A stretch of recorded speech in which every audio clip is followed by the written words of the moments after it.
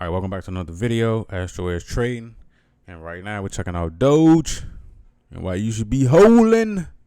All right, so let's check out the first reason why it's actually going to go above $1. So let's look at the first set of evidence. All right, so the first set of evidence, if you look back in January, okay, we have triangle pattern here. Then we have triangle pattern here.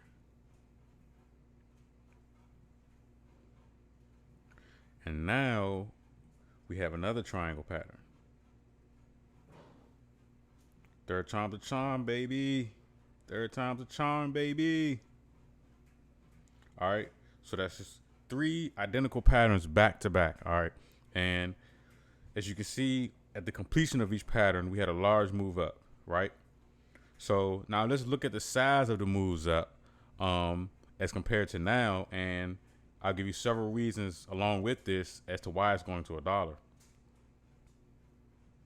So if you get, let me see, the bars pattern, and let's just say you measure from here to here, this size of this first movement in January, voila, what do you have? The exact size of the last move from April. So with that in mind, let's just automatically assume that it will make the same move up here. So that actually puts us at $2.60. Now, that's kind of high. I personally don't need it to go to $2.60. I just need that motherfucker to hit a motherfucking dollar. Straight up. All right. So let me show you why I'm getting out at $1. I always have my own exits because that's just the way that I trade. So basically, I'm using the Fibonacci. Grab a fib really quick. And I'm measuring from this low to this high. And as you can see right now, my fib, is actually on reverse mode.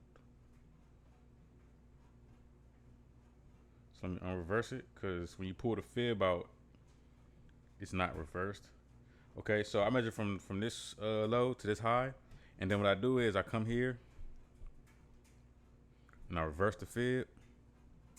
And I try to take profit around the 141.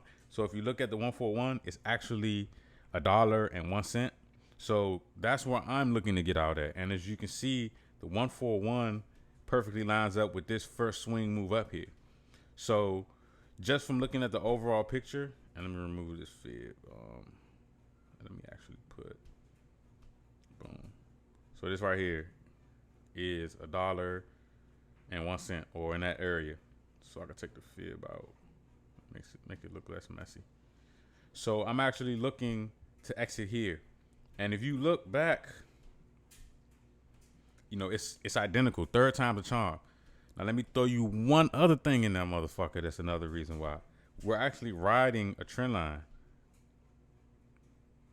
All right. We're actually riding the trend line. So as you can see, each time it comes to the trend line, it bounces off, bounces off, bounces off. Third time with trend lines is always a charm. Anytime you have 4 or 5 touches, the break of the trend line is always imminent. So look out for that. All right. So, yeah, this is what I think that Doge is going to do in the next 1 to 2 months.